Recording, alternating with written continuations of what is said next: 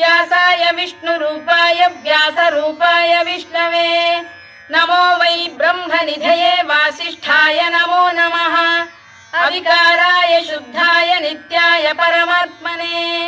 सदैकरूपरूपाय विष्णवे सर्वजिष्णवे यस्य स्मरणमात्रेण जन्म संसारबन्धनात् विमुच्यते नमस्तस्मै विष्णवे प्रभविष्णवे ॐ नमो विष्णवे प्रभविष्णवे श्रीवैशम्पायन उवाच